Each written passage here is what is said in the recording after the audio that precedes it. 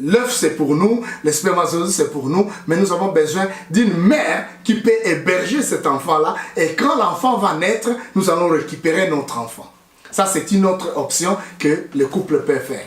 Il y a d'autres personnes qui, si c'est l'homme qui a des problèmes, parce que vous avez vu, là, la Bible a même mentionné, souvent dans la Bible, on parle de la stérilité des femmes. Parce que vous savez, le contexte avec le système juif, on parlait plus de la femme que de l'homme, que la faute était plus chez la femme que chez l'homme. Heureusement, quand Jésus est venu, il a essayé un peu de corriger beaucoup de choses. Vous savez de l'histoire quand les gens ont accusé la femme qui a été tombée dans l'adultère et on voulait la lapider. Comment Jésus les avait essayé de défier. Il a dit si quelqu'un n'a jamais péché, qu'il commence à lancer la pierre à cette femme. Donc c'est pour vous dire que Jésus a essayé un peu de défier certains comportements des Juifs à ce moment-là. Et c'est comme ça que si vous lisez dans la Bible, vous verrez, il y a beaucoup d'exemples qui parlent des femmes stériles que des hommes stériles. Et aussi le développement de la science. Le développement de la science n'était pas suffisant pour que les gens comprennent que la stérilité pouvait venir aussi pouvait être due à l'homme, pas à la femme. Et heureusement qu'il y a le verset que j'ai lu où on parle de l'homme et de la femme stérile. Donc, si l'homme n'a pas la possibilité, ses spermatozoïdes ne peuvent pas féconder l'ovule, c'est alors qu'il y a une autre méthode qui est beaucoup plus discutée par plusieurs personnes, que les gens continuent à débattre, où on prend les spermatozoïdes venant d'une autre personne. Et là, les couples décident, ils regardent quels spermatozoïdes ils vont prendre et ils prennent ces spermatozoïdes-là et ils les mettent en utilisant le laboratoire à l'ovule de la femme, mais avec le consentement de l'homme pour qu'il puisse avoir l'enfant. Et beaucoup de gens, beaucoup d'hommes n'acceptent pas cette option-là, beaucoup de femmes n'acceptent pas cette option-là. C'est pourquoi ils prennent l'option d'adoption ou ils prennent l'option de dire nous resterons sans enfants. Mais ça, ce sont des options que les gens vont toujours vous proposer. Ils vont mettre sur la table et c'est à vous d'évaluer. Ils vont vous montrer les avantages comme les désavantages de chacune des méthodes.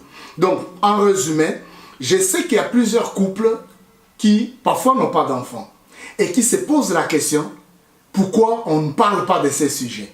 Parce que c'est un sujet tabou, parce que les gens ne veulent pas en parler, parfois ils ont honte de parler de ces sujets, ou bien parce qu'il n'y a pas de gens qualifiés qui font parler de ces sujets. C'est pourquoi j'ai essayé de parler d'une façon générale, que la Bible parle de la stérilité dans plusieurs versets, et la Bible nous encourage qu'on demande la faveur de Dieu, l'intervention divine pour que la personne puisse concevoir, la femme puisse concevoir. Si la stérilité est due à l'homme, l'homme pourra avoir la possibilité d'avoir le spermatozoïde qui peut féconder l'ovule et avoir les enfants. Donc ça c'est la première option. La deuxième option, si le couple trouve qu'ils ont prié et ils ne peuvent pas être patients pour attendre, il y a l'option de l'adoption. Ils peuvent adopter un enfant parce qu'il y a plusieurs enfants qui traînent, qui n'ont pas de support et qui vont parfois vieillir dans la pauvreté, et le couple peut donner cette possibilité à cet enfant d'émerger dans de bonnes conditions. Il y a une troisième option, c'est que les gens peuvent avoir un support psychologique. Le support psychologique va vous aider à créer un environnement pour permettre que vous puissiez, la femme puisse concevoir ou puisse avoir la possibilité de garder la grossesse. Et la troisième option, c'est l'option où les gens utilisent les IVF. Ça signifie qu'ils prennent l'œuf qui est dans l'ovule de la femme, ils prennent les spermatozoïdes de l'homme et ils les mettent dans les laboratoires, et les laboratoires mettent un environnement pour permettre que la fécondation ait lieu, et que dès que la fécondation a lieu, après ils vont retourner dans la matrice de la femme et la grossesse va se développer et la famille sera contente d'avoir un enfant.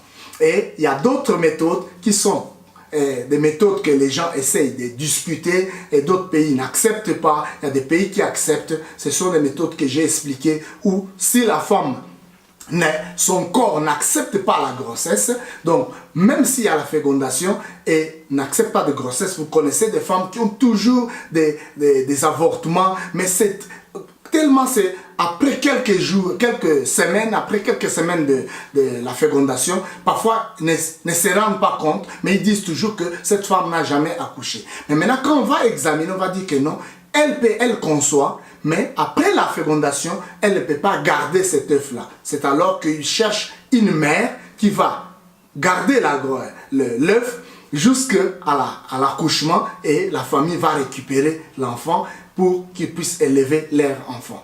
Et si c'est l'homme, c'est alors qu'ils prendront l'option d'aller chercher les spermatozoïdes auprès d'un donneur et ce donneur-là va leur permettre d'utiliser, mettre ces spermatozoïdes au laboratoire avec l'œuf de la femme et après la fécondation, on va le mettre dans le corps de la femme et la femme peut concevoir et avoir l'enfant. Donc il y a plusieurs options et le débat est ouvert. Si vous avez besoin de me contacter, vous pouvez me contacter dans mon site internet, c'est drkayondayubetngamaba.com. J'ai abrégé ça, c'est drkhn.com. Ça c'est mon site internet, c'est plus scientifique, il y a plus de mes publications là-bas, mes recherches, mais aussi ça peut aider des chrétiens comme d'autres personnes qui veulent faire face à cette big défi de la stérilité. Que Dieu vous bénisse. En tout cas, je suis content